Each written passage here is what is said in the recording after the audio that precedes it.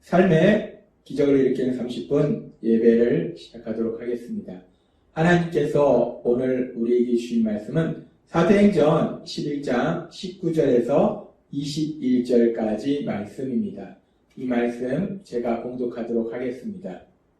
그때에 스데반의 일로 일어난 환난으로 말미암아 흩어진 자들이 베니게와 구브로와 안디옥까지 이르러 유대인에게만 말씀을 전하는데 그 중에 구브로와 구레네 몇 사람이 안디옥에 이르러 헬라인에게도 말하여 주 예수를 전파하니 주의 손이 그들과 함께 하심에 수많은 사람들이 믿고 주께 돌아오더라.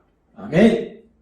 오늘도 이 시간 하나님께서 우리에게 주신 말씀을 듣기 전에 잠시 기도하는 시간 갖도록 하겠습니다. 하나님 아버지 감사합니다. 오늘도 저희들 사랑하시고 저희를 만나주셔서 저희에게 말씀하여 주시니 감사합니다. 하나님 아버지 오늘도 주시는 말씀을 통해서 늘 저희와 함께 하신 하나님, 저희를 사랑하신 하나님을 기억하게 하시고 그 하나님을 믿음으로 담대하게 세상을 살아가는 저희가 될 수 있도록 은혜 베풀어 주옵소서. 예수님의 이름으로 감사하며 기도드리옵나이다. 아멘.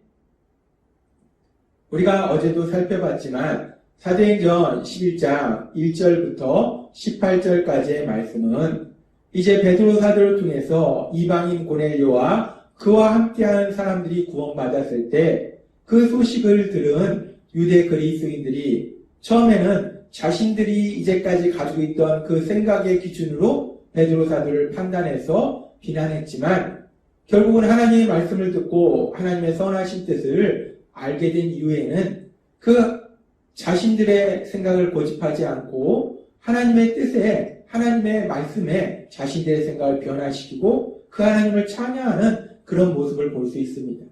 그리고 계속해서 이제 오늘 우리에게 주신 말씀 사도행전 11장 19절은 이렇게 말씀합니다. 그때에 스데반의 일로 일어난 환난으로 말미암아 흩어진 자들이 베니게와 구브로와 안디옥까지 이르러 유대인에게만 말씀을 전하는데 라고 말씀합니다. 지금 사도행전 11장 1절부터 18절 말씀이 끝난 이후에 그때에 라고 말씀하기 때문에 우리가 지금 이 19절의 말씀이 사도행전 11장 1절에서 18절의 말씀, 즉 베드로 사도를 비난하던 사람들이 이제 자신들의 생각을 하나님의 뜻에 맞추고 하나님께 찬양을 드리는 그 이후에라고 생각할 수 있어요. 근데 지금 사실은 이 그때에라고 번역한 이 헬라어 원문은 그때에라고 번역하기보다는 한편이라고 번역하는 것이 사실 더 맞습니다. 그러니까 지금 사도행전 11장 1절에서 18절의 말씀과 19절의 말씀이 연결되기보다는 18절까지의 말씀이 진행되고 이제 또 다른 이야기가 새롭게 시작되는 거예요. 그리고 지금 사도행전 11장 19절의 말씀은 따라서 어떤 부분에 연결되는가? 사도행전 8장 1절 말씀과 연결된다고 볼 수 있어요. 사도행전 8장 1절은 이렇게 말씀합니다. 사울은 그가 죽임당함을 마땅히 여기더라. 그날에 예루살렘에 있는 교회에 큰 박해가 있어 사도 외에는 다 유대와 사마리아와 모든 땅으로 흩어지니라 고 말씀합니다. 이렇게 스데반 집사가 순교한 이후에 이제 예루살렘 지역에 엄청난 박해가 일어나요. 그 박해가 너무 심해서 집집마다 돌아다니면서 사울이 예수님 믿는 사람들을 찾아서 감옥에 가두고 죽이는 이런 일들이 생기기 때문에 도저히 예수님을 믿는 사람들이 예루살렘에 살 수가 없었다는 거예요. 그래서 이제 예수님을 믿는 사람들이 예루살렘을 떠나서 사마리아로도 가고 이곳저곳으로 이제 흩어져서 생활하게 되는 거예요. 점점 먼 곳으로 예루살렘에서부터 먼 곳으로 피난 가서 생활하게 됩니다. 그렇게 이제 사도행전 8장 1절의 이 말씀과 연결해서 오늘 말씀이 이어진다는 거예요. 그렇게 스데반 집사의 순교 이후에 예루살렘에 강력하게 박해가 일어남으로 인해서 예수님 믿는 사람들이 더 이상 그 예루살렘에 살 수가 없었다는 거예요. 그래서 이제 그 예루살렘을 떠나게 된다는 겁니다. 그러면서 사도행전 11장 19절은 이렇게 말씀합니다.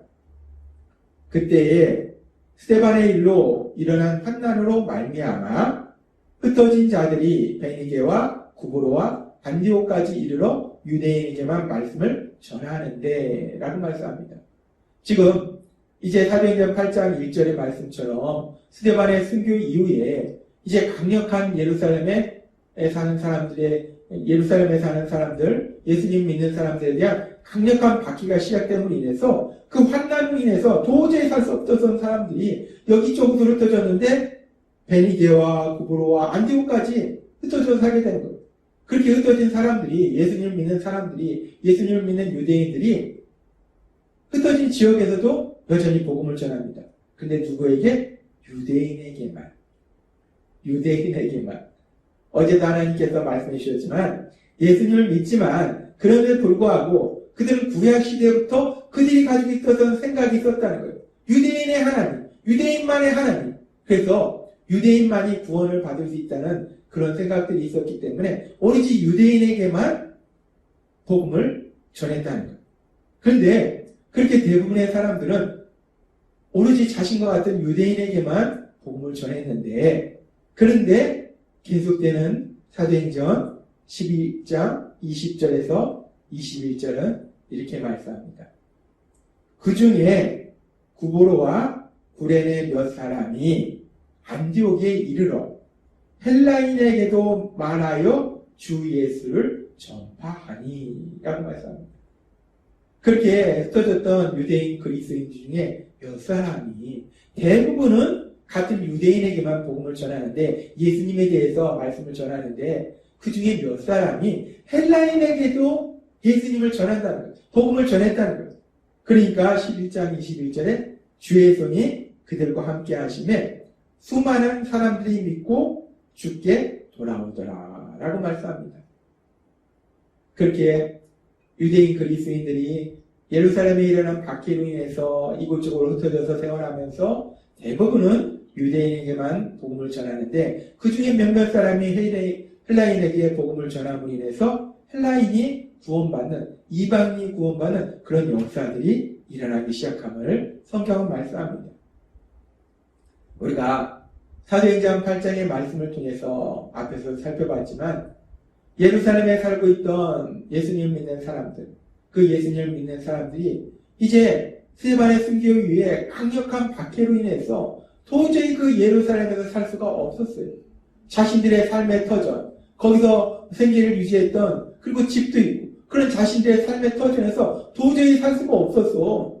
그 삶의 터전에서 도망가야 했어요. 그 모습이 얼마나 슬프고 비참합니다. 자신들이 이제까지 살았던 그 삶의 터전에서 나와서 자신들이 알지 못하는 낯선 곳에 가서 낯선 사람들과 함께 살아야 한다는 거예요.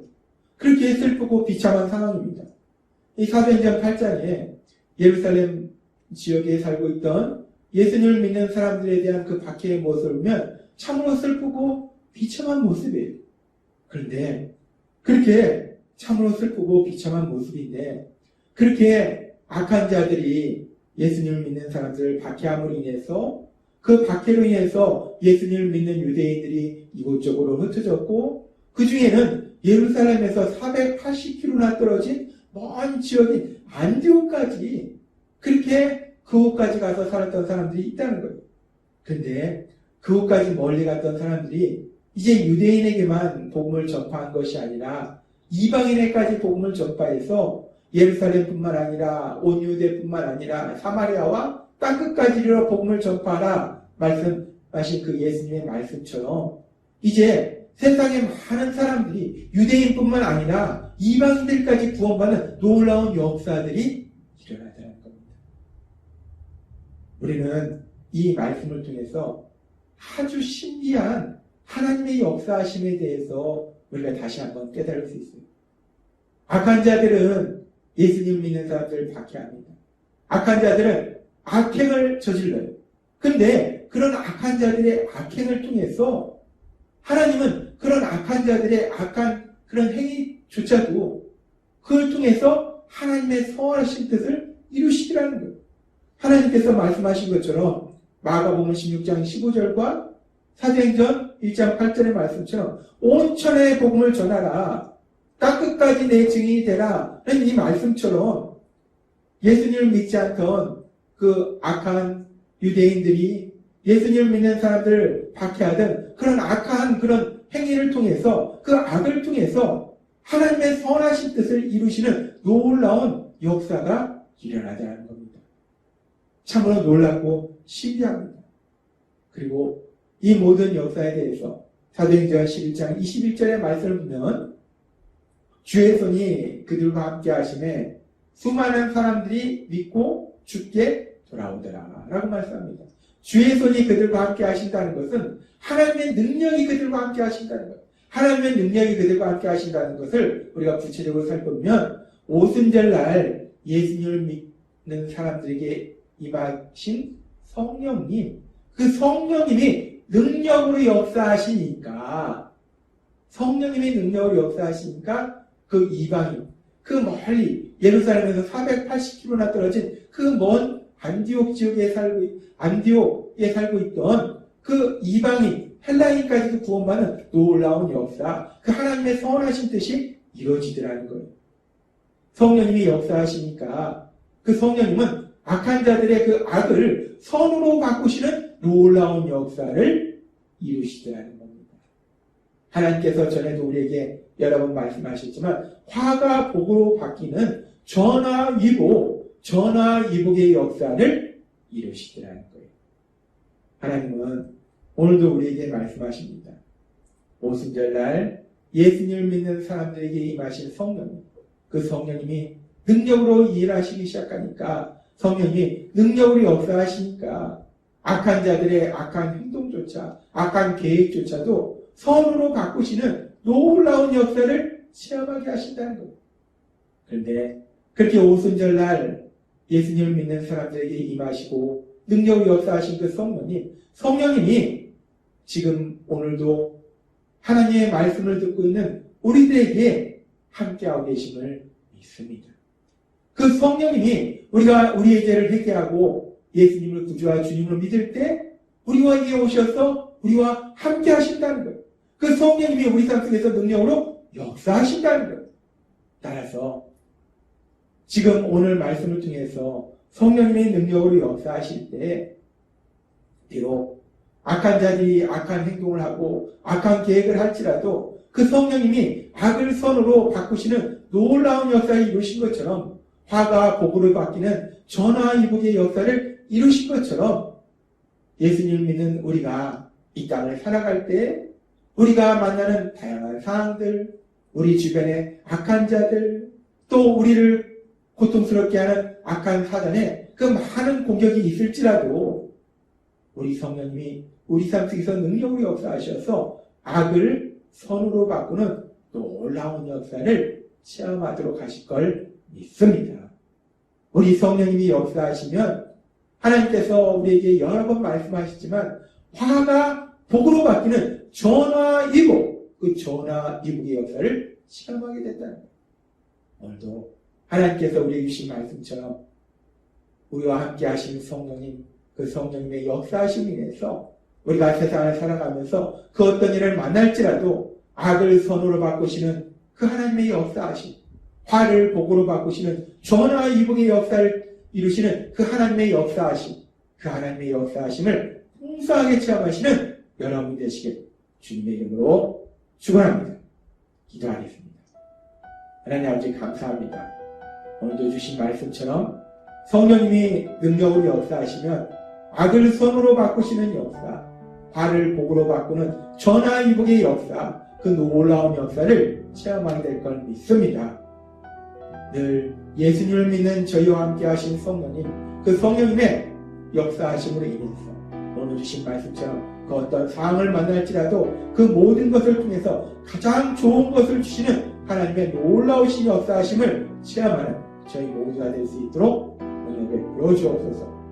예수님의 이름으로 감사하며 기도드리옵나이다. 아멘.